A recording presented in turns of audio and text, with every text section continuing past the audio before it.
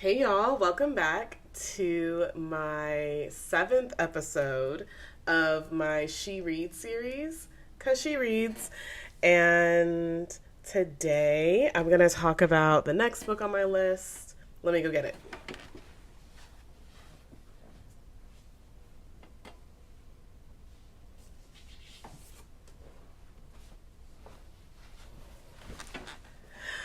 All right, so here's the book. It's called Essential Labor by Angela Garbes.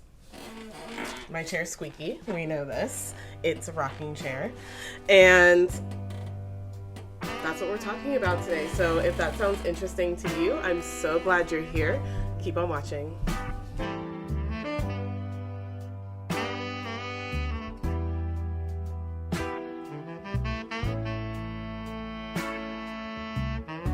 Okay, so again, the book is called Essential Labor. The subtitle is Mothering as Social Change, which such a compelling subtitle. The reason why I chose this book is because I saw Angela Garbes on The Daily Show. This was a couple years ago at this point.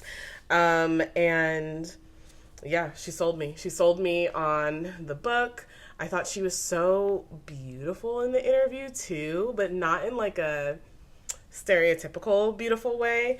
And so I was just really captivated by her. The book itself was quite short. Let me see how many pages. It's a little over 200 pages. So a pretty simple read, quite short. In Essential Labor, Garbes explores assumptions about care, work, and deservedness, offering a deeply personal and rigorously reported look at what mothering is and can be. A first-generation Filipina American, Garbes shares the perspective of her family's complicated relationship to care work, placing motherhood in a global context, the invisible economic engine that has been historically demanded of women of color. Garbes contends that while the labor of raising children is devalued in America, the act of mothering offers the radical potential to create a more equitable society. In Essential Labor, Garbes reframes the physical and mentally draining work of meeting a child's bodily and emotional needs as opportunities to find meaning, to nurture a deeper sense of self, pleasure, and belonging. This is highly skilled labor, work that impacts society at its most foundational level. So, usually, the book itself, I'm really glad she wrote it. I think this is just overall an important conversation to be having is, especially as birth rates plummet, which I don't think is inherently bad. I mean, people are still having babies. Like, there's still billions of us out here. But I think as we kind of have these politicized conversations about having kids, raising families, how difficult is it?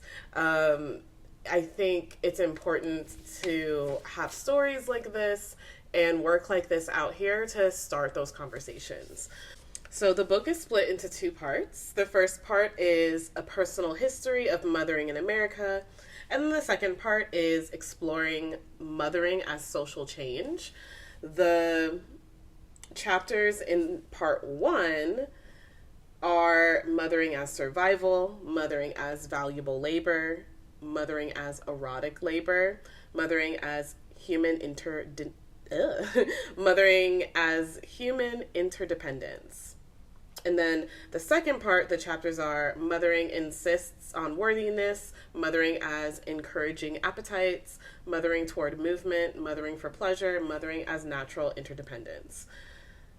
So I just captivating titles. Like, I feel like just the titles in and of themselves is kind of enough for me. Like, I hate to say it. Usually I highlight quotes that really that I really connect to or, want to refer back to. Not in every single book that I read, but I would say most of them.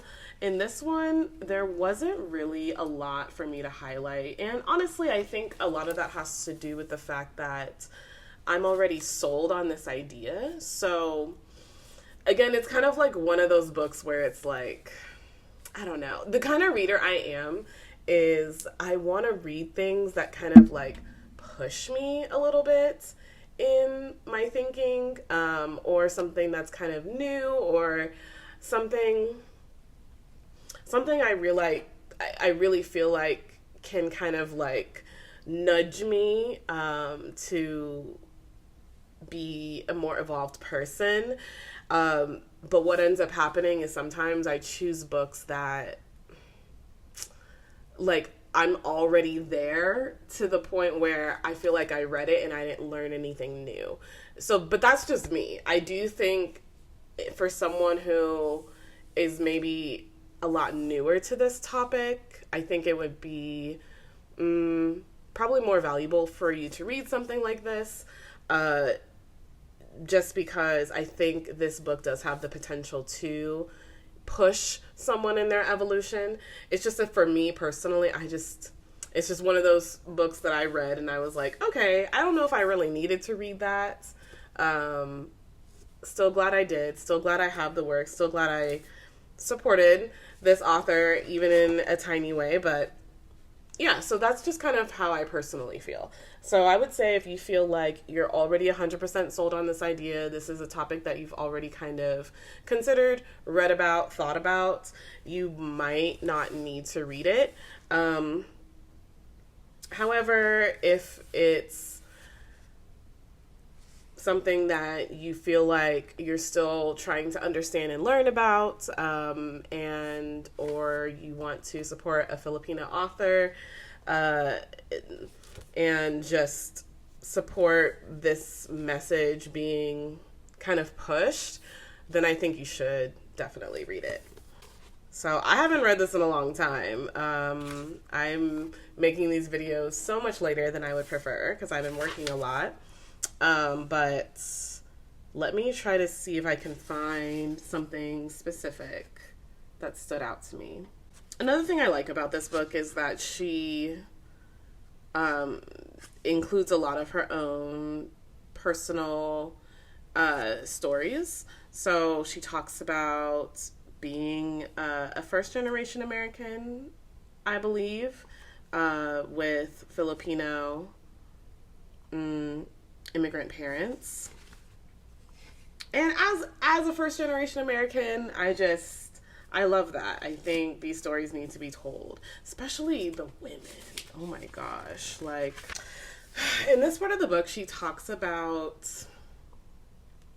how domestic labor is often free, like, and has been for centuries, and how that is inherently sexist, and it's because of sexism and racism, which,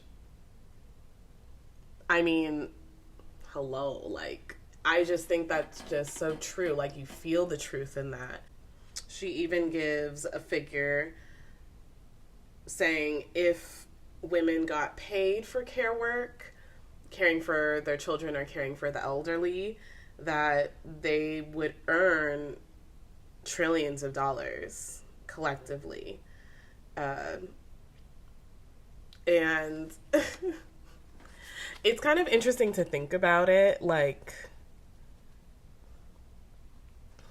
paying money for care work, because it's like, should we, right? And part of me is like, I totally see the argument of, well, it's interesting how the primary people who do care work are women of color.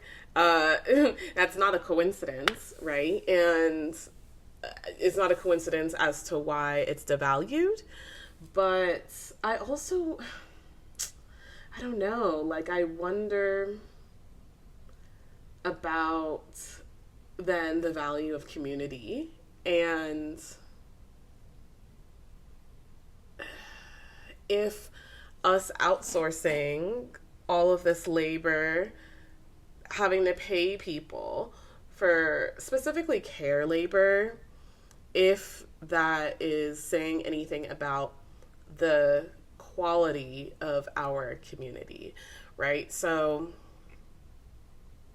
on one hand, you could argue like that having a more community forward mindset is healthier, and partly because of the help and support that a community can provide.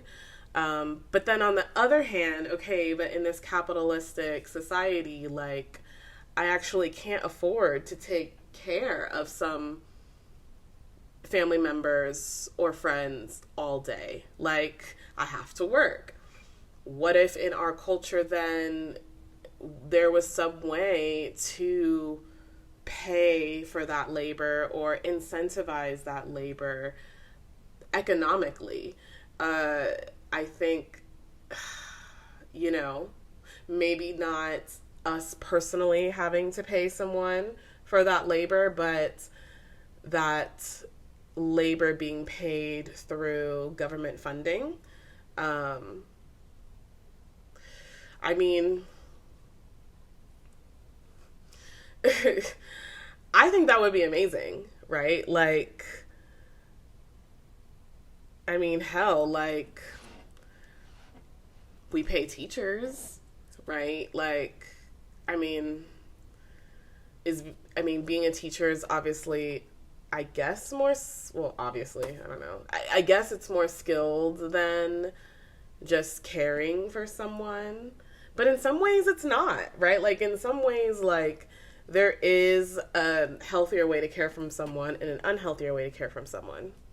Girl, I'm just rambling. I don't know. It's such a complex thing, but I do think that it requires us to look at, especially as progressives, and to examine thoroughly.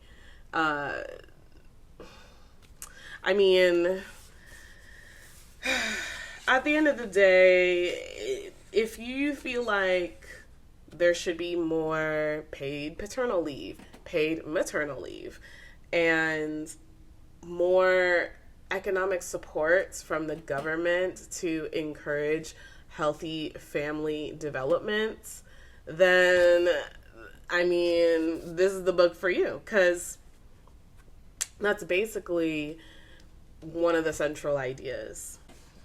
I was really taken by the title Mothering as Erotic Labor. And she doesn't really go in the direction that you think. She says, Audre Lorde terms this vital physical energy the erotic.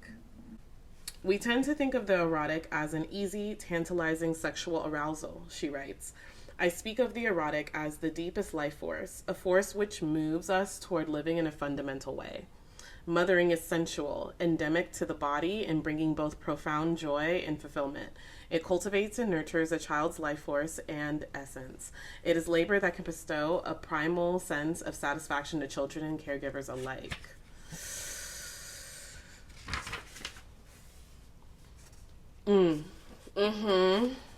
I feel it.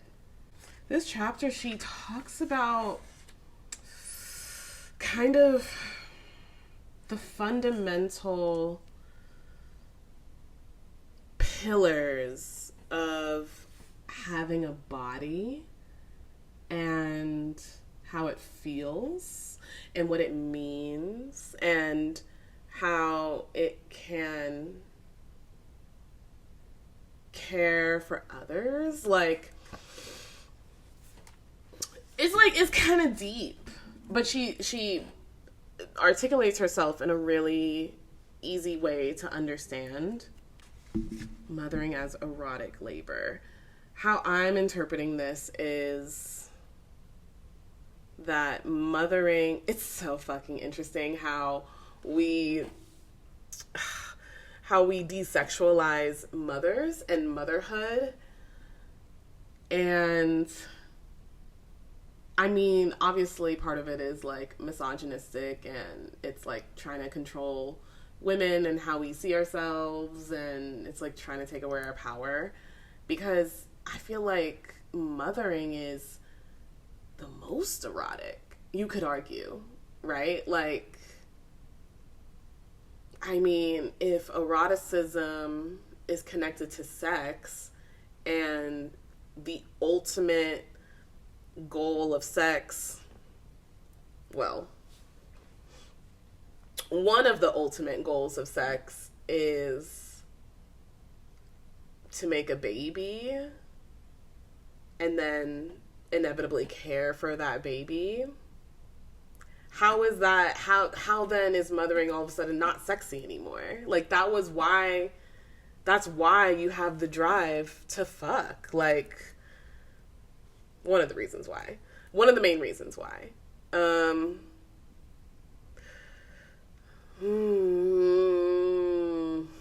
Like, and it's all connected, right? And it's just so interesting because Americans are so fucking conservative and we're so like sexually like closed off and like afraid to even talk about it, or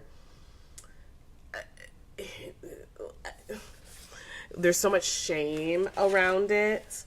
And it's like, but it's connected into everything that we are because it's in our body and we're our body and we can't disconnect. And it's like that whole thing where you are disconnecting from any bodily, normal, natural thing. And it's like, it's not benign. It doesn't exist in a silo. Like, it affects every area of your life, right? And so kind of having like a full life, a full erotic life, a full bodily experience, in order to do that, you have to embrace all of it. You can't just, say, oh, this part of my life is hush, hush, secret, secret. And it's like we've been tricked to think that that's how it should be.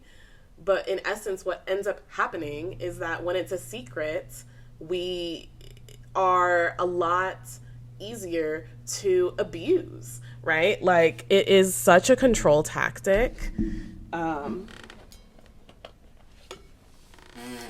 to want to keep this part of your body, this part of your life, a secret. So yeah, I think I'm going to wrap it up there. Again, I'm so glad that this book exists. I think this is just such an important topic for us to all discuss in earnest. So yeah, that's all I got. I hope you enjoyed this video. Thank you so much for joining me today. And I will see you in the next one, which will be about the book, The Four Agreements. Yeah, so that's it. Bye.